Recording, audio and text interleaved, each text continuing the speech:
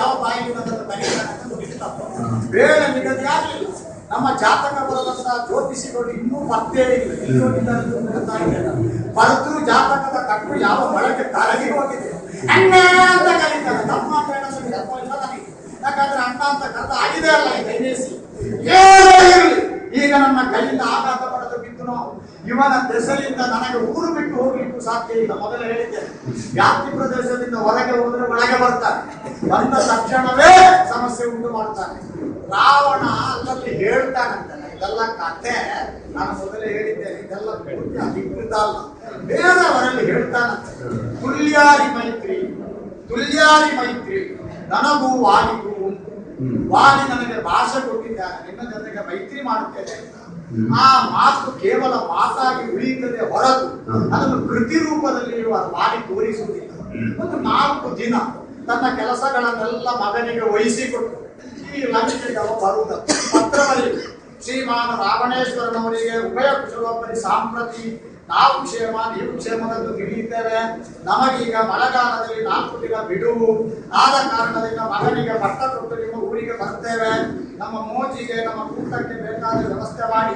ಈಗ ಹೊಸತೆಲ್ಲ ಮಾಡಿದ್ದಾನಂತೆ, ಈಗ ಹೊಸತೆಲ್ಲ ಮಾಡಿದ್ದಾನಂತೆ. ಮೋಜಿನ ಕೂಟ ಮಾಡಲಿಕ್ಕೆ ಊರಲ್ಲೇ ಕಟ್ಟಿದ್ದು ಸಾಲದು ಅಂತೇಳಿ ನಾಡಿನ ನಮಗೆ ಚಂದದ್ದನ್ನೆಲ್ಲ ಕಟ್ಟಿದ್ದೇನೆ ಹೆಸರು ಕೊಟ್ಟಿದ್ದಾನಂತೆ. ತಾತ್ಕಾಲಿಕ ತಂಗುದಾಣ ಎನ್ನುವ ಹಾಗೆ ಬರುವವರಿಗೆ ಇಷ್ಟಿಷ್ಟು ಶುಲ್ಕ ಅಂತ ನಿಗದಿಯಾಗಿದೆ ಅಂತ ನಮಗಿಲ್ಲ. ಅಲ್ಲಿ ವಿಹರಿಸುವ ಅಂತ ಒಂದು ಪತ್ರ ಬರೀಬೇಕು ದೊರಡುವುದು. ಹಾಗೆ ಬರೆಯುವಂತ ಹೊರಟ ಸಮಸ್ಯೆ ಬರ್ತದೆ. ನಾನು ಹೋದದ್ದನ್ನೇ ತಿಳಿದು ಹುಟ್ಟಿನಲ್ಲಿ ಹಿಂಬದಿಯಿಂದ ಬಂದು ಇವನ ಹೆಂಡತಿಯ ಜೊತೆಗೆ ನನ್ನ ಹೆಂಡತಿಯನ್ನು ಕರ್ಕೊಂಡು ಋಷ್ಯಮುಖದ ಗುಡ್ಡ ಹತ್ತಿದ್ರೆ ನಾನು ಸಿಕ್ಕಿಟ್ಟಿದ್ದೇನೆ. ನಾನು ಬಂದು ಅಲ್ಲಿಗೆ ಹತ್ತಿರ ತಲೆ ಹೊಡೆದು 1000 ಒಳಾಗುತ್ತದೆ. ನನ್ನ ಹೆಂಡತಿ ಇಲ್ಲ, ಇವನ ಹೆಂಡತಿ ಇಲ್ಲ ಅಂತ ಇದಕ್ಕೆ ಹೆದರಿಯೇ ನಾನು ಇಲ್ಲಿ ಉಳಿದದ್ದು. ಈ ಸಲ ಹಾಗಲ್ಲ, ಮೆಟ್ಟಿನಲ್ಲಿ ಒಂದಲ್ಲ 3 ಶತಮಾನ ಪುನಶ್ಚೇತನ ಹೊಂದಬಾರದು. ಅಂತಹ ಮರ್ಮಾಘಾತವನ್ನು ಕೊಡ್ತೇನೆ. ಕೊಡುವಾಗ ಒಂದು ಹೆಗ್ಗಳಿಕೆ ಮಾತು ಹೇಳಬೇಕು, ಒಂದು ಶ್ರೀನಾಮ ಹೇಳಬೇಕು. ರಾತ್ರಿ ವಂಚನ ನನ್ನ ಹೆಸರು ಹೇಳಿ ಬದುಕು.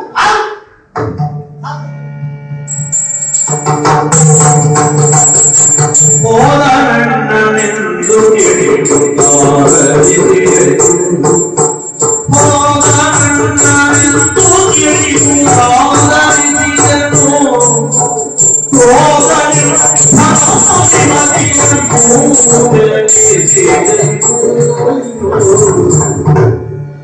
ಅಯ್ಯೋ, ನನ್ನ ಸ್ಥಿತಿ ಹೀಗಾಗಿ ಹೋಯ್ತಲ್ಲ ಅಂತ ಯೋಚನೆ ಮಾಡುದು. ಪಾಪಿ ಹೋದನ, ಅವ ಎಷ್ಟು ಮಾತಾಡಿದ್ರು ಕಪಿ ಬುದ್ಧಿ ಬಿಡುವುದಿಲ್ಲ. ಹೊಡೆದದೆಲ್ಲ ಹೌದಪ್ಪ, ಹೋಗುವಾಗ 2 ಕಾಲಿಂದ ಒದಿತಾನೆ, ಬೇರೆ ಯಾರಿಗೆ ಆಗ್ತದ? ಇದು ಕಪಿ ಜಾತಿಯಲ್ಲಿ, ಹಾಗಾಗಿ 2 ಕಾಲಿಂದ ಒದ್ದು ಹೋಗುದು. ಒಮ್ಮೆಲೆ ಸಾಯಲಿ. ಏನು ಮಾಡಿದ್ರು ನಾವು ಇಷ್ಟು ಸಾಕು ಅಂತ ಹೇಳಿದ್ರು ಇವ ಅದನ್ನ ತೊಡೆದಾಗ್ತ. ಅದಲ್ಲದೆ ಹೋದ್ರೆ ಬಹಳ ಧೈರ್ಯ ಹೊಂದಿ ಬಂದದ್ದು ಇವತ್ತು. ಇವತ್ತು ವಾಲಿಗೆ ಒಂದು ಅಂತ್ಯ ಸಂಸ್ಕಾರ ಮಾಡಿಯೇ ಹೋಗುತ್ತೇನೆ. ಯಾಕೆಂದ್ರೆ ಬೆಂಬಲಕ್ಕೆ ಒಬ್ಬ ವ್ಯಕ್ತಿ ಇದ್ದಾರೆ ಅಂತ ಆದ್ರೆ ಎಷ್ಟು ಬಲ. ಒಂದವ ಹೇಳಿದನಲ್ಲ, ನನ್ನದು ಬಾಹ್ಯ ಬೆಂಬಲ ಉಂಟು, ನಿನಗೆ ಏನ್ ಬೇಕಾದ್ರೂ ಮಾಡಿಕೋ. ಆಯ್ತು ನನಗೆ. ಅವನು ಹೋದ ಮೇಲೆ ಯಾಕೆಂದ್ರೆ ನಾನು ಇಷ್ಟು ಬೀಳದೆ ಹೋದ್ರೆ ಪೆಟ್ಟು ಜಾಸ್ತಿ ಬೀಳುತ್ತದೆ. 4 ಬಾರಿಯೂ ಧೈರ್ಯ ಮಾಡಿ ವಾಲಿಯಲ್ಲಿ ಯುದ್ಧ ಮಾಡಿದ್ದು ಇದೇ ಉಪಾಯದಿಂದ. ಒಂದು ಕೇಳುವುದು, ಕೇಳಿ 4 ಮಾತಾಡುವುದು, ಮಾತಿಗೆ ಬಗ್ಗಿ ಒಪ್ಪಿ ಕೊಡ್ಲಿಕ್ಕೆ ಮುಂದಾದನ ಅದು ನನ್ನ ಅದೃಷ್ಟ. ಕೊಡುವುದಿಲ್ಲ ಅಂತ ಆದ್ರೆ ಕೈಯನ್ನು ಎತ್ತುವುದು, ಚಿತ್ತನಾಗೆ ಬಂದಿದ್ದೇನೆ ಅಂತ ಹೇಳುವುದು. ಹೇಳಿ ಎಲ್ಲಿ ವಾಲಿಯ ಕೈ ಮೇಲಾಯ್ತೋ ನಾನು ಬೀಳುವುದೇ ಅನಿವಾರ್ಯ. ಯಾಕೆಂದ್ರೆ ಜೀವ ಉಳಿಸಿಕೊಳ್ಬೇಕು. 4 ಬಾರಿ ಹಾಗೆ ಮಾಡಿದವ ನಾನು 5ನೆಯ ಬಾರಿಗೆ ಸ್ವಲ್ಪ ಜಾಸ್ತಿಯ ಕೈ ಎತ್ತಿದ್ದೆ. ಬಲವಾದ ಮರವನ್ನ ಕಿತ್ತು ತಂದಿದ್ದೆ. ಬಿಟ್ಟರೆ ಬೀಳಿ, ನನ್ನ ಕೈಯಿಂದಲೂ ವಾಲಿಗೆ 4 ಪೆಟ್ಟು ಬೀಳಿ ಅಂತ ಯೋಚನೆ ಮಾಡಿದ್ದೆ. ಆದ್ರೆ ನಾನು ಪೆಟ್ಟು ಕೊಟ್ಟಿದ್ದು ಹೌದು, ನಾನು ಕೊಟ್ಟಿದ್ದು 2, ಅವ ಕೊಟ್ಟಿದ್ದು 20. ಏನು ಮಾಡೋಣ? 2 ಕಾಲಲ್ಲಿ ಒತ್ತು ಕಿಷ್ಕಿಂದೆ ಅಂತ ಹಾರಿ ಹೋದ. ಈಗ ನಾನು ಒಮ್ಮೆ ಹೊರಳಿ ನೋಡಿದ್ರೆ ಎದ್ದು ಕೂಗ್ಲಿಕ್ಕೆ ಆಗುವುದಿಲ್ಲ. ಹೊಡೆದಿದ್ದಾನೆ ಹೊಡೆದಿದ್ದಾನೆ ಹೊಡೆದಿದ್ದಾನೆ, ಕಾಲಿನಲ್ಲಿ ಒದ್ದಿದ್ದಾನೆ. ಆದ್ರೆ ಎದ್ದು ಕೂರುವ ಅನಿವಾರ್ಯತೆ ಉಂಟು ನನಗೆ. ಯಾಕೆಂದ್ರೆ ಎಂದಿನ ಹಾಗೆ ಬಂದ ಸುಗ್ರೀವ ಅಲ್ಲವಲ್ಲ, ಕಳುಹಿಸಲ್ಪಟ್ಟಂತಹ ಸುಗ್ರೀವ, ನಾನಿದ್ದೇನೆ ಅಂತ ಹೇಳಿಕೊಳ್ಳಲ್ಪಟ್ಟಂತಹ ಸುಗ್ರೀವ. ಅದಕ್ಕಾಗಿ ತೆವಳುತ್ತಲಾದ್ರೂ ಋಷ್ಯಮುಖದತ್ತ ಹೋಗಬೇಕು. ಹೋಗಿ ಅವ ಇದ್ದಾನಲ್ಲ ಸುಗ್ರೀವ ನೊಂದೆಯ? ರಾಮಚಂದ್ರ ಸಂತೋಷ ಆಯ್ತು. ವಿಶ್ವನಾಯಕ ನಿನ್ನ ವಾಕ್ಯ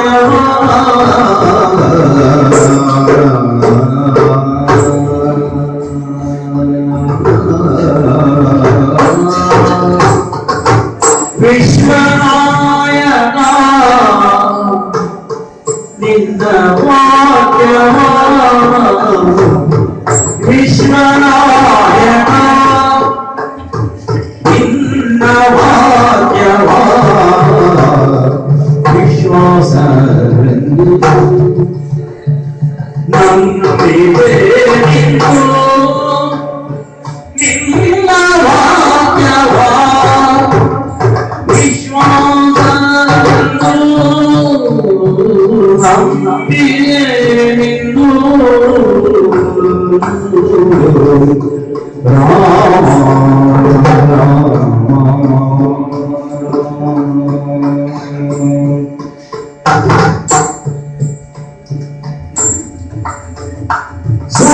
ಸೂರ್ಯವಂಶದ ರಾಯನಾಡಿದ ಸೂರ್ಯವಂಶದ ರಾಯನಾಡಿದ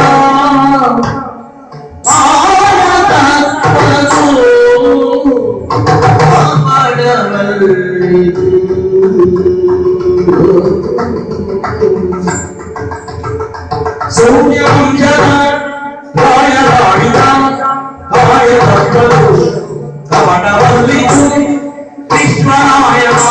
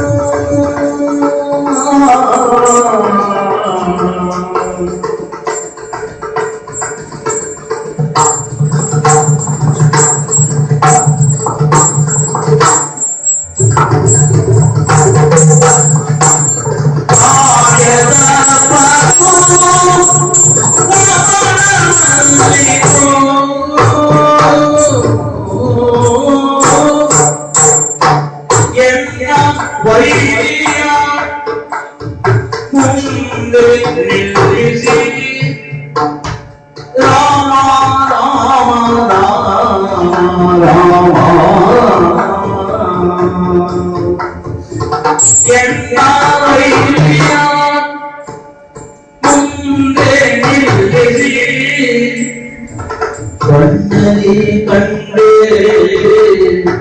ಚೆನ್ನವಾಲೆ ರಾಮ ಕಣ್ಣಲಿ ಕಂಡೇ ಚೆನ್ನವಾಲೆಯೇ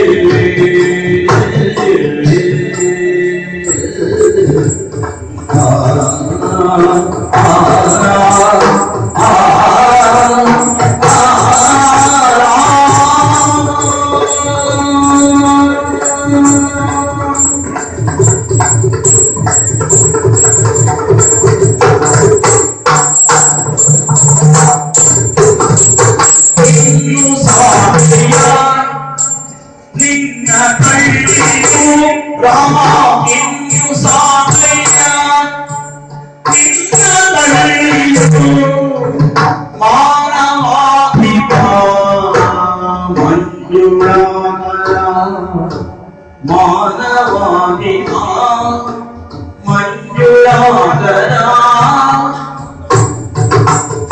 ವಿಶ್ವನಾಯಕ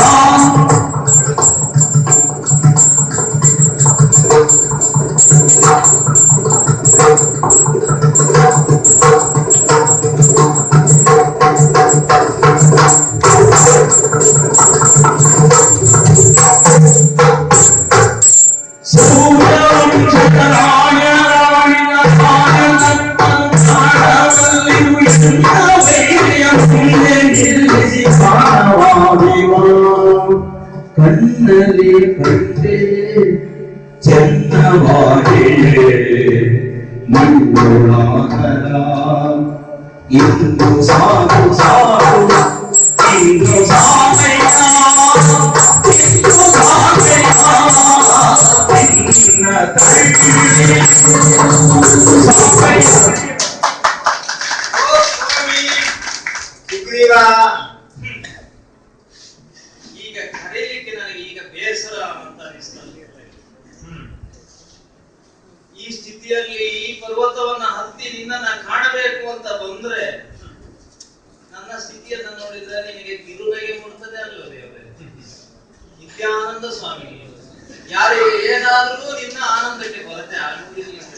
ಅದಕ್ಕಾಗಿಯೇ ನಿನ್ನನ್ನ ವಿಶ್ವನಾಯಕ ಅಂತ ಕರೆದರು. ಈ ನಾಯಕರು ಯಾರಲ್ಲ ಅಂತ ಹೇಳಿಸಿಕೊಳ್ಳುತ್ತಾರೋ ಅವರಿಗೆ ತಮ್ಮ ಹಿಂಬಾಲಿಸಲಿಕ್ಕೆ ಏನಾದ್ರೂ ಚಿಂತೆ ಇಲ್ಲ. ಅವರ ನಾಯಕತ್ವಕ್ಕೆ ಕೊರತೆ ಆಗುವುದಿಲ್ಲ. ಅವರ ಸಂತೋಷಕ್ಕೂ ಯಾವ ತೊಂದರೆ ಆಗುವುದಿಲ್ಲ. ಆದ್ರೆ ಈ ಹೊತ್ತು ನಿನ್ನ ನಾಯಕತ್ವವನ್ನು ತೋರಿಸಲಿಕ್ಕೆ ಈ ಸುಗ್ರೀವ ಸಿಕ್ಕಿದನಲ್ಲ, ಇದು ನನ್ನ ಗ್ರಹಚಾರ ಅಂತ ನಾನು ಭಾವಿಸಿಕೊಳ್ಳುತ್ತೇನೆ. ಏನು ನನ್ನ ಹಣೆಯ ಮೇಲೆ ವಿಧಿ ಯಾವ ಹೊತ್ತಿಗೆ ಹೀಗಾಗಬೇಕು ಅಂತ ಬರೆದಿದ್ದನೋ ಅದನ್ನು ಅನುಭವಿಸ್ತಾ ಇದ್ದೇನೆ. ನಿನ್ನ ಹೇಳಿದ್ದ ಯೋಜನೆ ನೀನು ನನ್ನನ್ನ ಬಂದು ಖಂಡಾಕ್ಷಣದಲ್ಲಿ ನಾನು ತರ್ಕಿಸಿದ್ದು, ನಾನು ಆಡಿದಂತಹ ಮಾತು, ಸೂರ್ಯ ವಂಶದ ರಾಯರಾಡಿದಂತಹ ಮಾತು ತಪ್ಪದು. ತಪ್ಪದು ಅಂದ್ರೆ ಮಾಡಿದ್ದು ಹಾಗೆ ಆಡಿದಂತಹ ಮಾತು ಶಾಶ್ವತವಾಗಿರ್ತದೆ ಅನ್ನೋ ಉದ್ದೇಶ. ಆದ್ರೆ ನನಗೆ ಯಾರೋ ಹೇಳಿದ್ದು ಒಂದು ಅರ್ಥದಲ್ಲಿ ಹೇಳಿರ್ಬೇಕು. ಸೂರ್ಯವಂಶದ ರಾಯರು ಆಡಿದಂತಹ ಮಾತು ತಪ್ಪು ಅದು ಅಂದ್ರೆ ಅವರು ಹೇಳಿದ್ದೆಲ್ಲ ಸರಿ ಅಂತ ಒಪ್ಪಿಕೊಳ್ಳಬೇಡಿ, ಕೆಲವಷ್ಟು ಕುಂದುಕೊರತೆಗಳು ಉಂಟು ಅಂತ ಈಗ ನನಗೆ ಗೊತ್ತಾದದ್ದು. ಅಲ್ಲ, ಹಾಗೆ ಚಿಂತಿಸಿದಾಗ ನನಗೆ ಗೊತ್ತಾಯ್ತು. ಈಗ ನಾನು ದಿಲೀಪನ ಸುದ್ದಿಯ ಭಗೀರಥನ ಸುದ್ದಿಯನ್ನು ಹರಿಶ್ಚಂದ್ರನನ್ನೇ ಆದರ್ಶವನ್ನಾಗಿ ಇಟ್ಟುಕೊಂಡು ನಿನ್ನ ಮೇಲೆ ಆರೋಪಿಸಿದ್ದು. ಅದೇ ವಂಶದಲ್ಲಿ ಅಸಮಂಜನು ಹುಟ್ಟಿದ್ದಾನೆ, ವೇದನೂ ಹುಟ್ಟಿದ್ದಾನೆ ಅಲ್ವಾ? ಹಾಗಿದ್ರೆ ಅವರೇನು ಪರಿಶುದ್ಧಾತ್ಮರಾಗಿರ್ಲಿಲ್ಲ, ಹಾಗಾಗಿ ರಾಜ್ಯದಷ್ಟು ಆದರು. ಈಗ ಯೋಚಿಸುವುದು, ಎಲ್ಲರಿಗೂ ಒಂದಷ್ಟು ತಲೆಮಾರುಗಳಿಗೆ ಹಾಗೆ ಅಂತಂತವರು ಒಬ್ಬೊಬ್ಬರು ಬರುತ್ತಾರೆ, ಏನ್ ಮಾಡ್ಲಿಕ್ಕೆ ಆಗ್ತದೆ? ನಾವೇನೋ ಕಂಡದ್ದೆಲ್ಲ ಸತ್ಯ, ಬೆಳ್ಳಗಿರುವುದೆಲ್ಲ ಹಾಲು ಅಂತ ನಂಬಿಕೊಳ್ಳುವುದು. ಯಾಕೆಂದ್ರೆ ನಿಮ್ಮ ಹಾಗೆ ರಾಜಕೀಯದಲ್ಲಿ ಪಳಗಿದವರು ನಾವಲ್ಲ. ನಮ್ಮ ಜೀವನವನ್ನೇ ಕಟ್ಟಿಕೊಳ್ಳಿಕ್ಕೆ ಆಗಲಿಲ್ಲ, ಇನ್ನು ಹೇಗೆ ರಾಜಕೀಯ ನಾವು ಮಾಡೋದು? ಅದಲ್ಲದೆ ಹೋದ್ರೆ ಸ್ವಾಮಿ, ಅರಣ್ಯಕ್ಕೆ ಬಂದದ ಎಷ್ಟು ವರ್ಷ ಕಳೆದು ಹೋಯ್ತು ನೀನು. ಆ ಅರಣ್ಯದಲ್ಲಿಯೇ ವಾಸ, ರಾಜ್ಯದ ಸುಪ್ಪತ್ತಿಗೆಯಲ್ಲಿ ಬದುಕಿದವ ಅರಣ್ಯವಾಸಕ್ಕೆ ಬಂದ ಮೇಲೆ ಹೇಳ್ಬೇಕು. ಏನೋ ಒಂದು ರೀತಿಯಲ್ಲಿ ಏಕತಾನತೆ, ಅಲ್ಲಿ ಅಂತಹ ಸಂಗೀತವನ್ನ, ನಾಟ್ಯವನ್ನ ಏನನ್ನೋ ಕಂಡವನಿಗೆ ಅರಣ್ಯದಲ್ಲಿ ಯಾವುದು ಕಾಣುವುದಿಲ್ಲ. ಅಷ್ಟಾಗಲೇ ಅದೇ ಪರಿಸ್ಥಿತಿಯಲ್ಲಿ ಹೇಗೋ ಸುಧಾರಿಸಿಕೊಂಡು ಬದುಕುತ್ತಿದ್ದಂತಹ ನಿನಗೆ ಹೆಂಡತಿಯೂ ಕೈ ತಪ್ಪಿ ಹೋದಳು. ಇಷ್ಟಾದ ಮೇಲೆ ಬದುಕುವುದಕ್ಕೆ ಒಂದು ಉದ್ದೇಶ ಅಂತ ಬೇಕಾಗ್ತದೆ. ಅದಿಲ್ಲ ಅಂತಾದ್ರೆ ಏನೋ ಒಂದು ಉದ್ದೇಶಕ್ಕೆ ಬದುಕುವುದಾದ್ರೂ ಆ ಉದ್ದೇಶ ಈಡೇರುವವರೆಗೆ ಕಾಲಹರಣವನ್ನಾದ್ರೂ ಮಾಡಬೇಕಾಗ್ತದೆ. ಆ ಹೊತ್ತಿಗೆ ನಿನ್ನ ಉದ್ದೇಶಕ್ಕೆ ತಕ್ಕ ಹಾಗೆ ಹನುಮಂತ ಸಂಧಿಸಿದನು. ಬಂದ ಕ್ಷಣದಲ್ಲಿ ನನ್ನ ಕಥೆಯನ್ನೆಲ್ಲ ಹೇಳಿದ ಕ್ಷಣದಲ್ಲಿ ವಾಲಿ ಸುಗ್ರೀವರು ಈರುವರೆಗೂ ವೈರ ಉಂಟು ಅಲ್ಲ. ಈಗ ನನಗೆ ವೈರ, ಅವನನ್ನ ವೈರ್ಯತೆ ಒಪ್ಪಿಕೊಳ್ಳುವುದು. ಈ ಕ್ಷಣದಲ್ಲಿ ನಾನು ಅವನ ಬಳಿಗೆ ಹೋಗುವಾಗಲೂ ಎಲ್ಲೋ ಮನಸ್ಸಿನ ಮೂಲೆಯಲ್ಲಿ ಅಣ್ಣ ಅಂತ ಹೇಳುತ್ತಿದ್ದೆ. ಅವನಿಗೆ ಆ ಭಾವನೆ ಇಲ್ಲ. ಅಣ್ಣ ಅಂತ ಹೇಳಿದ್ರೆ ಓ ಹೇಳಲಿಕ್ಕೆ ಅವನಿಗೆ ಆಗುವುದಿಲ್ಲ, ಅವನ ಆ ಭಾವನೆ ತೋರಿಸುವುದಿಲ್ಲ. ನಿಜವಾಗಿ ಹೇಳುವುದು ಹೇಗೆ? ಅಣ್ಣ ತಮ್ಮಂದಿರು ಒಪ್ಪಿಕೊಳ್ಳುವುದು, ಅವಳಿ ಮಕ್ಕಳಾದ್ರು ತಾಯಿಯೋ ಸೂಲಗಿತ್ತಿಯೋ ಹೇಳಿದ ನಂಬಿಕೆ ಮೇಲಲ್ವೋ? ಒಂದೇ ಪಾಯಸದಿಂದ ಹುಟ್ಟಿದಂತಹ ನೀವು ನಾಲ್ವರಾದ್ರೂ ಅಣ್ಣ ತಮ್ಮಂದಿರು ಅಂತ ಬೇಗ ವರ್ಗೀಕರಣ ಆಗಿದೆಯೋ ಇದು? ಹಾಗಿರುವಾಗ ಇಲ್ಲಿಯವರೆಗೆ ಅಣ್ಣ ಅಂತ ನಾನು ಭಾವಿಸಿದ್ದೆ. ಅದನ್ನ ಒಪ್ಪಿಕೊಳ್ಳುವ ಸ್ಥಿತಿ ಅವನಿಗಿಲ್ಲ. ಆದ್ರೆ ಇಷ್ಟೆಲ್ಲ ಆಗ್ಲಿಕ್ಕೆ ಕಾರಣ ಏನು? ನಿನಗೆ ಇದನ್ನೊಂದು ಕಾಣಬೇಕು ಅಂತಿತ್ತು. ಅರಣ್ಯದಲ್ಲಿರುವ ಏಕತಾನತೆಯನ್ನು ನಿವಾರಿಸಿಕೊಳ್ಬೇಕು ಅಂದ್ರೆ ಈ ಮರದಿಂದ ಮರಕ್ಕೆ ಹಾರುವ ಮಂಗಗಳು ಎರಡು ಹೊಡೆದಾಡಿಕೊಂಡ್ರೆ ಒಂದು 4 ದಿವಸಕ್ಕಾದ್ರೂ ಒಂದು ಮನಸ್ಸಿಗೆ ಸಂತೋಷ ಆಗುವಂತಹ ಸ್ಥಿತಿ ಒದಗುತ್ತದೆ. ಒಂದು ಸಮಯ ಕಳೆದ ಹಾಗೆ ಆಗ್ತದೆ, ಮನೋರಂಜನೆ ಆಗ್ತದೆ ಅಂತ ಭಾವಿಸಿರ್ಬೇಕು. ಹಾಗಾಗಿ ಆ ವೈರ್ಯ ಮುಂದೆ ನಿಲ್ಲಿಸಿ ನನಗೆ 4 ಸರಿಯಾದ ಪೆಟ್ಟು ಬೀಳುವ ಹಾಗೆ ನೋಡಿದೆ. ಸ್ವಾಮಿ ಸಾಕು ಸಾಕು, ಇನ್ನೂ ಯಾರನ್ನೋ ನಂಬಿಕೊಂಡು ನಮ್ಮ ಬೆನ್ನಿಗೆ ಬೆಂಬಲವನ್ನು ನಂಬಿಕೊಂಡು ನಾನು ಹೋರಾಡ್ತೇನೆ, ನನಗೆ ಸುಖ ಸಿಗ್ತದೆ, ನನ್ನ ಕಾರ್ಯ ಆಗುತ್ತದೆ ಎನ್ನುವ ನಿರೀಕ್ಷೆ ನನಗಿಲ್ಲ. ಹಾಗಾಗಿ ನಿನ್ನ ಬಗ್ಗೆ ನಾನು ಹೇಳಿದವರು ಸುಳ್ಳು ಹೇಳಿದ್ರು ಅಥವಾ ಹೇಳಿದ್ದನ್ನ ನಂಬಲಿಕ್ಕೆ ನಾನು ಯೋಚನೆ ಮಾಡಬೇಕು ಗೊತ್ತಾಗುವುದಿಲ್ಲ. ಎಲ್ಲೋ ಬಿದ್ದಂತಹ ಕಾಡಿನಲ್ಲಿ ಬಿದ್ದಂತಹ ಕಲ್ಲನ್ನು ನೀನು ಮೆಟ್ಟಿದ ಕ್ಷಣದಲ್ಲಿ ಅದು ಹೆಣ್ಣಾಗಿ ಮಾರ್ಪಟ್ಟಿದಂತೆ. ಮೊನ್ನೆ ಕೈಗಳನ್ನೇ ಚಾಚಿಕೊಂಡು ಮುಂದೆ ಬರುತ್ತಿರುವಂತಹ ಯಾವುದೋ ಒಂದು ದೇಹವನ್ನ ನೀನು ಮೋಕ್ಷವನ್ನ ಕರುಣಿಸಿದೆಯಂತೆ. ಇದನ್ನೆಲ್ಲ ಕೇಳುವಾಗ ನನಗೆ ಈ ಋಷ್ಯಮುಖವನ್ನಾದರೂ ಭದ್ರವಾಗಿ ಉಳಿಸಿಕೊಳ್ಳಬೇಕು ಎನ್ನುವ ಆಸೆ ಉಂಟು ದೇವರೇ. ಆಗ ಯೋಚನೆ ಮಾಡಿದೆ, ನಾನು ಕುಳಿತುಕೊಳ್ಳುವ ಈ ಬಂಡೆಯಲ್ಲಿ ನೀನು ಕುಳಿತುಕೊಳ್ಳಬೇಕು ದೇವರೇ ಅಂತ ಹೇಳಿದೆ. ಎಲ್ಲಾದ್ರೂ ಪ್ರಮಾದವಶಾತ್ ಆ ಬಂಡೆಯೂ ಹೆಣ್ಣಾಗಿ ನಿಂತಿರುತ್ತಿದ್ರೆ ಕುಳಿತುಕೊಳ್ಳಿಕ್ಕೆ ನಾಳೆ ನನಗೊಂದು ಬಂಡೆ ಇರುತ್ತಿರ್ಲಿಲ್ಲ. ಅಥವಾ ಈ ಋಷ್ಯಮುಖ ಪರ್ವತಕ್ಕೆ ಬಂದಂತಹ ಶಾಪವೇ ಪರಿಹಾರ ಆಗಿ ಹೋಯಿತು ಅಂತ ಹೇಳುವುದಾದ್ರೆ ನಾನು ಬದುಕುವುದೇ. ಹಾಗಾಗಿ ದೊಡ್ಡವರ ಸಹವಾಸವನ್ನ ಸಣ್ಣವರು ಖಂಡಿತ ಮಾಡಬಾರದು. ಕೇವಲ ನಮ್ಮ ಕಷ್ಟವನ್ನ ಕಂಡು ಅವರು ಮನೋರಂಜನೆ ಪಡ್ತಾರೆ ಬಿಟ್ಟರೆ ನಮಗೆ ದೊಡ್ಡವರಿಂದ ಯಾವ ಸಹಾಯವೂ ಆಗುವುದಿಲ್ಲ ಅಂತ ನಿನ್ನನ್ನು ನೋಡಿದ ಮೇಲೆ ನನಗೆ ಗೊತ್ತಾಯ್ತು. ಹಾಗಾಗಿ ಮತ್ತೊಮ್ಮೆ ನಮಸ್ಕರಿಸ್ತೇನೆ. ಆಗ ದೇವರೇ ಎಂದು ನಮಸ್ಕರಿಸಿದ್ದೆ. ಈಗ ಈ ನಮಸ್ಕಾರಕ್ಕೆ ಮೂಲ ಕಾರಣ ಏನು? ಸಾಕು, ನೀವು ಹೋದ್ರೆ ಸಾಕು ಅಂತ. ಆದ್ರೆ ತಪ್ಪು ಮಾಡಿದವ ನಾನು. ಎಲ್ಲಿಯೋ ಇದ್ದವರನ್ನ ಹನುಮಂತನನ್ನ ಕಳುಹಿಸಿ ಬರಬೇಕು ಕರೆಸಿಕೊಂಡವ. ಈಗಲೂ ಅಷ್ಟೇ ಹನುಮಂತನನ್ನ ಕಳಿಸಿಕೊಡ್ತೇನೆ. ನೀವಿರುವ ಸ್ಥಾನಕ್ಕೆ ಬೇಡ, ಇನ್ನೆಲ್ಲಾದ್ರೂ ದೂರ ಹೋಗಬೇಕು ಅಂತಾದ್ರೂ ಸ್ಥಾನ ಸೂಚನೆ ಮಾಡಿದ್ರೆ ಅಲ್ಲಿವರೆಗೆ ಬಿಟ್ಟು ಬರ್ತಾನೆ. ದಯಮಾಡಿಸ್ಬೇಕು. ಸುಗ್ರೀವ, ಭಾನುನಂದನ, ಅದೆಲ್ಲ ಹೌದಪ್ಪ.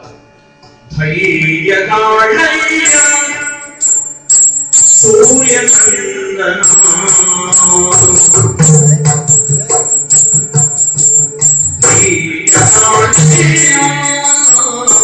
ಸೂರ್ಯನಂದನ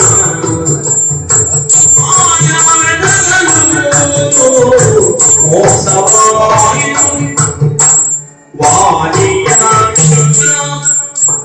ಕಾಣನೀವನ ವಾಣಿಯ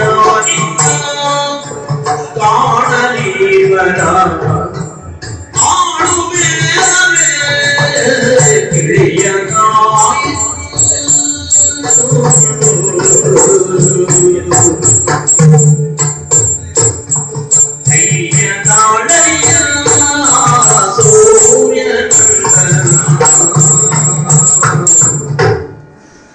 ಸುಗ್ರೀವ, ಹೋಗ್ಲಿಲ್ವ ನೀವು?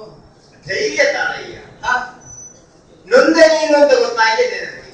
ಜೀವ ಹೋಗುತ್ತಾ ವಾದಿಕೊಳ್ಳುವ ವ್ಯಕ್ತಿಯಿಂದ ನೀನು ನೊಂದಿದ್ದೀಯ. ಹಾಗಾಗಿ ಆ ನೊಂದ ಕಾರಣದಿಂದ ನಿನ್ನ ಬಾಯಲ್ಲಿ ಆ ವಾಕ್ಯಗಳೆಲ್ಲವೂ ಬರುತ್ತಾ ಉಂಟು. ಆ ಕುರಿತಾಗಿ ನಾನು ನಿನ್ನನ್ನು ಆಕ್ಷೇಪಿಸುವುದಿಲ್ಲ. ಆದರೂ ನಿನಗೆ ಸಾಂತ್ವನವನ್ನ ನೀಡ್ತಾ ಇದ್ದೇನೆ. ಧೈರ್ಯ ತಾಳು ಅಂತ ಮತ್ತು ಹೇಳ್ತಾ ಇದ್ದೇನೆ. ಯಾಕೆ ಹೀಗಾಗಲಿಕ್ಕೆ ಕಾರಣ ಏನು ಅನ್ನುವ ನಿನ್ನ ಆಕ್ಷೇಪವನ್ನು ನಾನು ಈ ವಿಚಾರದಲ್ಲಿ ಸ್ಪಷ್ಟಪಡಿಸಬೇಕು. ನಾನು ಅಲ್ಲದಿದ್ದರೆ ನಿನಗೆ ಧೈರ್ಯ ಬರುವುದಿಲ್ಲ. ಸುಗ್ರೀವ, ಅವಾಗಲೇ ಹೇಳ್ತೀನಿ, ನೀನು ಇಕ್ಷ್ವಾಕು ವಂಶದವರು. ನೀವು ನ್ಯಾಯವಾಗಿ ಇಚ್ಛಿಸಿ ಸಲಹುವುದು. ಕೇವಲ ನೀನು ಹೇಳಿದ ಮಾತಿನಿಂದಲೇ ನಾನು ನಂಬಿ ನಿನ್ನ ಕುರಿತಾಗಿ ಸಹಾಯವನ್ನ ಒದಗಿಸಬೇಕಾಗಿ ಬರಬೇಕಾಗಿಲ್ಲ ನಾನು ಅನ್ನೋದನ್ನ ನೀನು ಸೂಚ್ಯವಾಗಿ ತಿಳಿಸಿ. ನಿಮಗೆ ಪ್ರತ್ಯಕ್ಷವಾಗಿ ಕಾಣದೇ ಇದ್ದಾಗಲೂ ಕೂಡ ಅದು ಸತ್ಯ ಅಂತ ಹೇಳಲಿಕ್ಕೆ ಆಗುವುದಿಲ್ಲ. ಸತ್ಯಕ್ಕೂ ಸುಳ್ಳಿಗೂ ಇರುವಂತಹ ದೂರ ಕೇವಲ ಮೂಲಂಗುಲ ಅನ್ನೋದನ್ನ ಪ್ರಾಜ್ಞರು ಹೇಳಿದ್ದಾರೆ.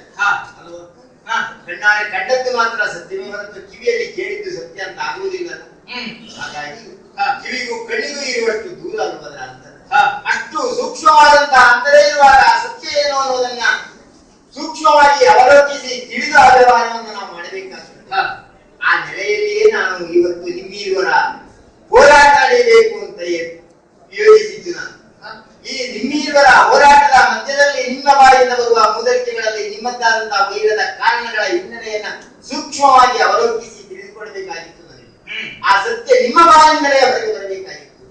ಅದನ್ನು ಅವಲೋಕಿಸುತ್ತಾ ನಿಂತಾಗ ನಾನು ಆ ಕ್ಷಣದಲ್ಲಿ ನಿಮ್ಮಿರುವರ ಬಾಯಿಂದ ಬಂದಂತಹ ಮಾತುಗಳು ನಿಮ್ಮ ಭಾವನೆಗಳನ್ನ ಕೇಳುತ್ತಾ ನಿಮ್ಮಿರುವರ ಹೋರಾಟದ ಮಧ್ಯದಲ್ಲಿ ವಾದಿ ಒಂದು ಹಂತದಲ್ಲಿ ಸುಗ್ರೀವನನ್ನ ಕೊಂದು ಕಳೆಯುತ್ತೇನೆ ಅಂತ ಹೇಳುವಾಗ ನೀನು ಈಗಲೂ ಅವನನ್ನು ಅಣ್ಣ ಎಂಬ ಭಾವನೆಯನ್ನ ಕಾಣ್ತಾ ಇತ್ತು. ಅಣ್ಣ ತಮ್ಮಂದಿರ ಕುರಿತಾದಂತಹ ವಿವರವನ್ನ ಮೊದಲೇ ನೀನು ನನಗೆ ಹೇಳಿತು.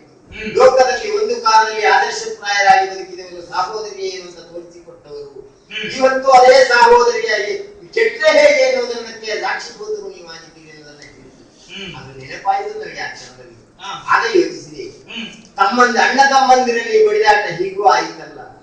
ಆ ಕ್ಷಣದಲ್ಲಿ ನನ್ನ ತಮ್ಮಂದಿರ ಕುರಿತಾಗಿ ನನಗೆ ಯೋಚನೆ ಆಯಿತು.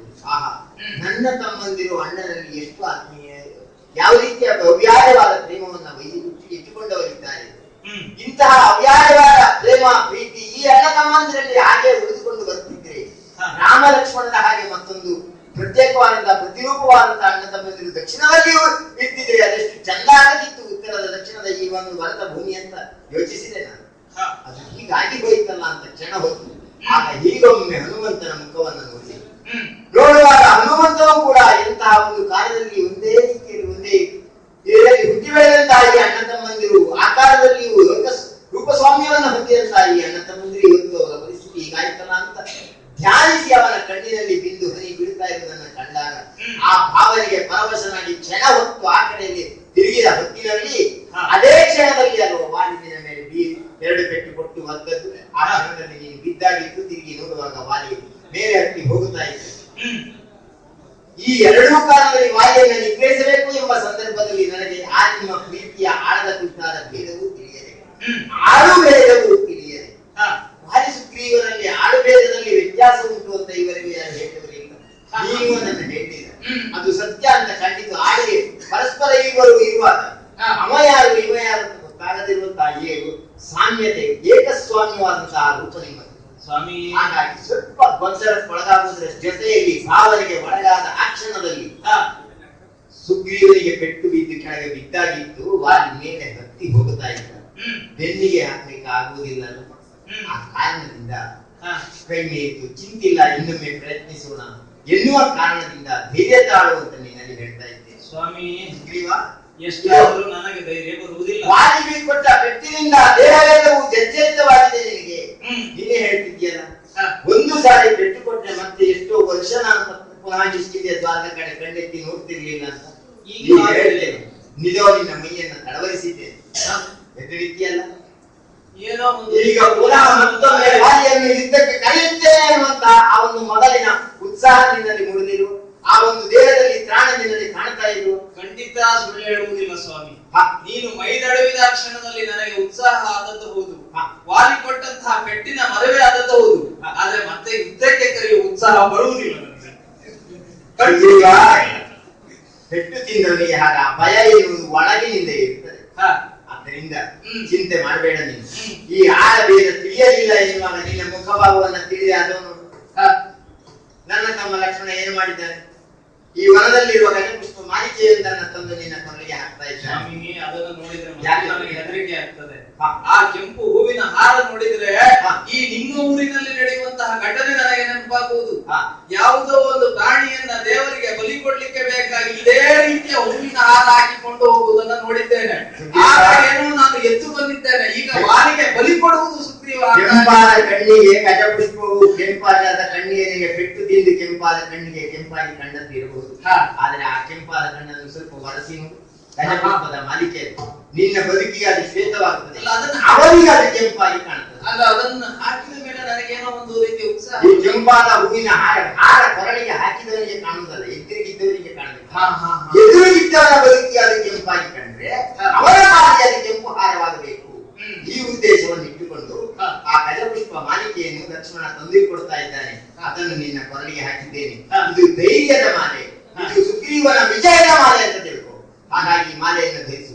ಇದರಿಂದಾಗಿ ಇಲ್ಲಿ ಇರುವರ ಆಡಭೇದವನ್ನ ತಿಳಿಯುವಲ್ಲಿ ನನಗೆ ಸುಲಭವಾಗುತ್ತದೆ. ಇನ್ನೂ ಕೂಡ ಈ ಕುರಿತಾದಂತಹ ನಿಮ್ಮಿರುವರ ವ್ಯಾಜದ ಕುರಿತಾದಂತಹ ಯೋಚನೆಯನ್ನು ನಾನು ಮಾಡಬೇಕಾಗಿದೆ, ಮಾಡ್ತೇನೆ ಅಂತ. ಆದ್ದರಿಂದ ತಡ ಮಾಡಬೇಡ ಈ ಕ್ಷಣವೇ. ಯಾಕಂದ್ರೆ ಪೆಟ್ಟು ಬಿದ್ದು ಕೆಲವು ಸಮಯ ಆಗಿ ಹೋಯ್ತೀಗ. ಆದರೆ ಅದು ನೋಡು, ಆ ಕಡೆಯಿಂದ ಪೆಟ್ಟು ತಿಂದು ಹೋದ ನಂತರದಲ್ಲಿ ಬಹುಶಃ ಕಿಷ್ಕಿಂಧೆಯಲ್ಲಿ ಮತ್ತೇನೋ ನಡೆದಿರಬೇಕು. ಹಲವು ಜನ ನಿಮ್ಮವರು ಈ ಕಡೆಯಲ್ಲಿ ಬಂದು ನಿನ್ನೊಟ್ಟಿಗೆ ಸೇರಿದ್ದಾರೆ. ಈಗ ಸುಗ್ರೀವನ ಪಕ್ಷವನ್ನಂತೂ ಬಂದವರಿಲ್ಲ. ಇವತ್ತು ವಾಲಿಯ ಜೊತೆಗೆ ನಾನು ಹೆಚ್ಚು ಮಾತನಾಡಿದ್ದೇನೆ ಅಂತ ಕೆಲವರೆಲ್ಲ ಪಕ್ಷಾಂತರ ಮಾಡಿ ಬಹುಶಃ ಇರಬೇಕು. ಸುಗ್ರೀವನು ಮಾತಾಡುತ್ತಾರೆ ಅಂತ ಗೊತ್ತಾಗಿದೆ. ಹಾಗಾಗಿ ಅವರಲ್ಲಿರುವುದು ನಿನ್ನೊಟ್ಟಿಗೆ ಸೇರಿದ್ದಾರೆ. ಆದ್ದರಿಂದ ಈಗ ತಡ ಮಾಡುವುದಲ್ಲ, ಇದು ಹೊರಡಬೇಕೀಗ. ಸತ್ಯನಾಗಿದೆಯಲ್ಲ, ಹಾಗಿದ್ದರೆ ನೋಡು. ಈಗ ಇಲ್ಲಿಂದಲೇ ಕರೆಯುವುದಲ್ವೋ? ಇಲ್ಲಿಂದ ಕರೆಯುವುದಲ್ಲ, ನೇರವಾಗಿ ಇವತ್ತು ಕಿಷ್ಕಿಂಧೆಯ ಮಹಾದ್ವಾರಕ್ಕೆ ಹೋಗಬೇಕು. ಕಿಷ್ಕಿಂಧೆಯ ಮಹಾದ್ವಾರದಲ್ಲಿ ಹೋಗಿ ನಿಂತು ಕರೆಯಬೇಕು. ದ್ವಾರ ಇರುವುದು ಒಂದಲ್ಲ, ಎಲ್ಲ ನಗರಗಳಿಗೂ 4 ದ್ವಾರಗಳು ಇರುವುದು. ಹಾಗೆಯೇ 4 ದ್ವಾರಗಳಲ್ಲಿ ಪಶ್ಚಿಮ ದ್ವಾರದಿಂದಲೇ ಇವತ್ತು ನಾವು ಹೋಗಿ ಕಿಷ್ಕಿಂಧೆಯಲ್ಲಿ ಕರೆಯಬೇಕು. ಅಲ್ಲಿಂದಲೇ ಆಗಬೇಕು. ಆ ದಾರಿಯಲ್ಲಿ ನಾನು ಬರುವುದು. ಏನು ಪಶ್ಚಿಮ ದ್ವಾರದ ಬಗ್ಗೆ ಹೇಳಿದ್ದಲ್ವ? ಆ ದಾರಿಯಲ್ಲಿ ನಾನು ಅಂತಲ್ಲ, ಸ್ವತಃ ವಾಲಿಯೂ ಓಡಾಡುವುದಿಲ್ಲ, ನಮ್ಮವರು ಯಾರು ಹೋಗುವುದಿಲ್ಲ. ಕಿಷ್ಕಿಂದೆ ಆ ದ್ವಾರವನ್ನು ಮುಚ್ಚಿದ್ದೀರಿ ನೀವು. ಹಾಗಾದ್ರೆ ಸ್ವಲ್ಪ ದೂರ ಆದ್ರೂ ಅಡ್ಡಿಲ್ಲ, ಹೀಗೆ ಹೋಗೋಣ. ಕಾರಣ ಏನದಕ್ಕೆ? ಅದಕ್ಕೆ ಏನಾದ್ರೂ ಉಂಟಾ?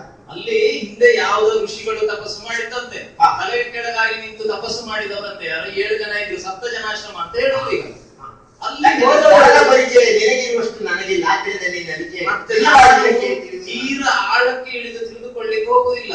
ಆದ್ರೆ ಜಾಗದ ಬಗ್ಗೆ ಹಿರಿಮೆ ಏನು ಅಂತ ಹಿರಿಯರು ಹೇಳಿದ್ದನ್ನೇ ಕೇಳಿದ್ದೇನೆ. ಅಲ್ಲಿರುವಂತಹ ಆ ಋಷಿಗಳು ತಪಸ್ಸನ್ನ ಮಾಡಿದ ಪರಿಣಾಮವಾಗಿ ಆ ಪ್ರದೇಶದಲ್ಲಿ ಯಾರೇ ಅನ್ಯಾಯ ಮಾಡಿದವರು ಹೋದ್ರೆ ಸುಟ್ಟು ಹೋಗ್ತಾರೆ. ಈ ಮಾತನ್ನು ಹನುಮಂತನು ತಿಳಿಸಿದ್ದಾನೆ. ಸುಗ್ರೀವನ ಬಾಯಿಂದ ಅದು ಬರಲಿ ಅಂತ ಅಪೇಕ್ಷೆ ಪಟ್ಟವನ್ನ ನಿನ್ನ ಬಾಯಿಂದ ಬಂತಲ್ಲ, ನಿನಗೆ ಅದರ ಕುರಿತಾದಂತಹ ಅನುಮಾನ ಇದೆ ಅಂತ ಆಗ್ಬೇಕು. ಅದರಿಂದ ಈಗ ಹೇಳ್ತೇನೆ, 7 ಜನಾಶ್ರಮ ಪ್ರದೇಶವಾದಂತಹ ಈ ಮಾರ್ಗದಲ್ಲಿ ಆಶ್ರಮ ಪ್ರವೇಶ ಮಾಡಿದ್ರೆ ಆಶ್ರಮ ಭೂಮಿಯನ್ನು ದಾಟಿ ಹೋಗ್ಬೇಕಲ್ಲ. ಈ ಪ್ರದೇಶದಲ್ಲಿ ಪ್ರವೇಶ ಮಾಡಿದ್ರೆ ತನ್ನ ಬದುಕಿನಲ್ಲಿ ಯಾವುದಾದ್ರೂ ಒಂದು ಕ್ಷಣದಲ್ಲಿ ಒಂದು ಅನ್ಯಾಯವನ್ನು ಮಾಡಿದ ವ್ಯಕ್ತಿಯಾದರೂ ಕೂಡ ಅವನ ತಲೆ ಸಿಡಿದುಕೊಳ್ಳಾಗ್ತದೆ. ಅದು ಅನ್ಯಾಯ ಮಾಡಿದ್ದೇನೆ ಅನ್ನುವಂತಾಗಿರ್ಬೇಕು. ಇದು ನೋಡು, ಈವರೆಗೆ ಬದುಕಿನಲ್ಲಿ ಅನ್ಯಾಯವನ್ನ ಮಾಡಿದ್ದೇನೆ ಅನ್ನುವಂತ ವಿಶ್ವಾಸ ನನಗಿಲ್ಲ. ಅನ್ಯಾಯವನ್ನ ಮಾಡಪ್ಪ ರಾಮ ಇವತ್ತು ಮಾಡಿದ್ದಾನೆ ಅಂತಾದ್ರೆ ಲೋಕಕ್ಕೆ ಅವನ ಅಗತ್ಯವೂ ಇಲ್ಲ ಅನ್ನುವಂಥದ್ದಕ್ಕೆ ಸಿದ್ಧನಾದವನು ಬದ್ಧನಾದವನು ನಾನು. ಆ ಕಾರಣದಿಂದ ಹೇಳ್ತೇನೆ, ರಾಮನಿಂದ ಅನ್ಯಾಯವಾದದಿದ್ರೆ ರಾಮನ ತಲೆಯು ಒಡೆದು ಗೋಳಾಗಲಿ. ಅಲ್ಲ ಅಂತಿದ್ರೆ ಬೇಡ ಬೇಡ. ಯಾಕೆ ಗೊತ್ತುಂಟ, ಈಗ ಪ್ರಪಂಚಕ್ಕೆ ಕಾಣುವ ಹಾಗೆ ಅನ್ಯಾಯ ಮಾಡುವುದು ಬೇರೆ. ಈ ನ್ಯಾಯಾನ್ಯಾಯ ವಿಚಕ್ಷಣೆ ಎನ್ನುವುದು ಕೇವಲ ಪ್ರಾಪಂಚಿಕವಾಗಿ ಮಾತ್ರ ಆಗುವುದಲ್ಲ. ಅಲ್ಲಿ ಒಬ್ಬ ಬರೆದಿಡುವ ಇದ್ದಾನಲ್ಲ, ಅವನ ದೃಷ್ಟಿಯಲ್ಲಿ ಯಾವುದು ನ್ಯಾಯವೋ ಯಾವುದು ಅನ್ಯಾಯವೋ ಯಾರಿಗೆ ಗೊತ್ತುಂಟು. ಈಗ ಅಲ್ಲಿ ಹೋಗಿ ಕೇಳಬೇಕು, ಏನು ನ್ಯಾಯ ಮಾಡಿ. ನಮ್ಮ ಅಂತರಂಗ ಒಪ್ಪಬೇಕು. ನ್ಯಾಯ ಯಾವುದು ಧರ್ಮ ಯಾವುದು ಅನ್ನುವುದನ್ನು ತಿಳಿಯುವಲ್ಲಿ ನಾವು ಮಾಡುವ ಕರ್ತವ್ಯದ ಕುರಿತಾಗಿ ನಮ್ಮ ಅಂತರಂಗ ಅದನ್ನು ಒಪ್ಪಿ ಮಾಡಬೇಕು. ಅದು ಸರಿಯಾದದ್ದು ಸದ್ಧರ್ಮಯುಕ್ತವಾದದ್ದು ಅನ್ನುವುದನ್ನು ನಮ್ಮ ಅಂತರಾತ್ಮ ಒಪ್ಪಿರಬೇಕು. ಆ ಒಪ್ಪಿಗೆ ಎಂಬ ವಿಶ್ವಾಸವನ್ನು ಮತ್ತೊಂದು ಮಾಡ್ತೇನೆ ಅಂತಂದ್ರೆ ಆ ವ್ಯಕ್ತಿ ಅದನ್ನು ಸದ್ಧರ್ಮದಲ್ಲಿ ನಿರತನಾಗಿರ್ತಾನೆ. ಹಾಗಾಗಿ ಅಂತರಂಗದಲ್ಲಿಯೂ ಕೂಡ ಯಾವ ಕ್ಷಣದಲ್ಲಿಯೂ ಯಾವ ಮೂಲೆಯಲ್ಲಿಯೂ ನಾನು ಪಾಪ ಮಾಡಿದ್ದೇನೋ ಅನ್ನುವಂತಹ ಅನುಮಾನವು ಶಂಕೆ ಅವನ ಪಾಲಿಗೆ ಮೂಡಬಾರದು. ಎಂತಹ ಸಣ್ಣದಾದ ಅಪರಾಧವನ್ನೇ ಮಾಡಿದ್ರು ಅಪರಾಧಿ ಪ್ರಜ್ಞೆ ಅವನಲ್ಲಿ ಇಲ್ಲ ಅಂತ ಹೇಳಲಿಕ್ಕೆ ಆಗುವುದಿಲ್ಲ. ಕಾಡ್ತಾ ಇರ್ತದೆ, ಯಾವುದೋ ಮೂಲೆಯಲ್ಲಿ ಇರ್ತದೆ. ಆ ಅಪರಾಧಿ ಪ್ರಜ್ಞೆ ಅವನ ಮೂಲೆಯಲ್ಲಿ ಇರುವ ಕಾರಣದಿಂದಲೇ ಅದು ಯಾವುದೋ ರೂಪದಲ್ಲಿ ಮುಖದಲ್ಲಿ ಪ್ರಕಟವಾಗ್ತದೆ, ಭಾವನೆಯಲ್ಲಿ. ಆ ಭಾವನೆ ಪ್ರಕಟವಾದಾಗಲೇ ಲೋಕ ಅದನ್ನು ಕಂಡುಕೊಳ್ತದೆ. ಶಿಕ್ಷಣ ಕೊಡಬೇಕಾದಂತಹ ವ್ಯಕ್ತಿಗಳು ಶಿಕ್ಷಿಸಲಿಕ್ಕೆ ಅದಕ್ಕೆ ಸಾಕಾರವಾಗ್ತದೆ. ಹಾಗಾಗಿ ಇವತ್ತು ನಾನು ಹೇಳ್ತೇನೆ, ಆ ಅಪರಾಧಿ ಪ್ರಜ್ಞೆ ನನ್ನಲ್ಲಿ ಮೂಡಲಿಲ್ಲ. ಅರಿಯದೆಯೂ ನಾನು ಅಪರಾಧ ಮಾಡಲಿಲ್ಲ ಅನ್ನೋ ವಿಶ್ವಾಸ ನಾನು ಜೊತೆಯಲ್ಲಿ ನಿನಗೆ ಕೊಟ್ಟ ಮಾತನ್ನು ಉಳಿಸಿಕೊಳ್ತೇನೆ ಅಂತ ವಿಶ್ವಾಸ ನನಗುಂಟು. ಗುರುಗಳಾದಂತಹ ವಿಶ್ವಾಮಿತ್ರರು ಹೇಳಿದ್ದಾರೆ ಆ ಮಾತನ್ನು, ರಾಮ ದುರ್ನಾಭಿಭಾಷಿತಂ ಅಂತ ಹೇಳಿ. ಆವಾಗ ಹೇಳಿದ್ದೇನೆ, ಗುರುಗಳೇ ಹಾಗಲ್ಲ, ಅದನ್ನು ಸ್ವಲ್ಪ ತಿದ್ದುಪಡಿ ಮಾಡಿ. ರಾಮ ಜಿರ್ನಾಭಿಭಾಷಿತಂ, ರಾಮನು ಎರಡೂ ಆಡುವುದಿಲ್ಲ. ಈ ತತ್ವವನ್ನ ಸಿದ್ಧಾಂತವನ್ನ ಒಪ್ಪಿಕೊಂಡು ನಾನು ಬದುಕುತ್ತೇನೆ. ರಾಮನ ಬದುಕಿನಲ್ಲಿ ಯಾವತ್ತೂ ಎರಡಾಡುವುದಿಲ್ಲ, ಎರಡೂ ಮಾಡುವುದಿಲ್ಲ ಅನ್ನೋದನ್ನು ಹೇಳಿದ್ದೇನೆ. ಹಾಗಾಗಿ ಇವತ್ತು ನಿನ್ನೆಗೆ ಕೊಟ್ಟ ಮಾತನ್ನ ನಡೆಸಿಕೊಡ್ತೇನೆ ಎನ್ನುವ ವಿಶ್ವಾಸವನ್ನ ಕೊಡಲಿಕ್ಕೆ ಇದೊಂದು ಪ್ರಮಾಣವನ್ನು ತೋರಿಸ್ತೇನೆ. ಆದ್ದರಿಂದ ಧೈರ್ಯ ಹಿರಿಯಂತಾದ್ರೆ ಈಗ ಇದವನು ನೀವು ಹೋಗಬೇಕಾಗಿಲ್ಲ. ಮೊದಲ ಯಾಗ ನೀನಾದ್ರು ವಾಲಿಯನ್ನು ಕರೆಯಲಿಕ್ಕೆ ಮೊದಲು ಹೋದದ್ದು. ಈ ಆಶ್ರಮ ಪ್ರದೇಶವನ್ನ ಪ್ರವೇಶ ಮಾಡುವಾಗ ಪ್ರಥಮವಾಗಿ ಹೆಜ್ಜೆಯನ್ನು ನಾನಿಡುತ್ತೇನೆ. ವಿಶ್ವಾಸ ಇದ್ದೇ ನೀವು ನನ್ನೊಟ್ಟಿಗೆ ಬನ್ನಿ. ನಿನ್ನನ್ನು ಅನುಸರಿಸಿ ಬರ್ತೇನೆ ನಾನು. ದಾಟಿದಿರಲ್ಲ, ಸರ್ವಜನಾಶ್ರಮವನ್ನ ಕಳೆದು ಬಂದ ನಾವು ಪಾಪವೀರುಗಳಲ್ಲ ಅನ್ನೋದನ್ನ ಸ್ಪಷ್ಟವಾಗಿದ್ದೇವೆ. ಹಾಗಿದ್ರೆ ತಡ ಮಾಡಬೇಡ, ಕಿಷ್ಕಿಂದೆ ದ್ವಾರಕ್ಕೆ ಬಂದು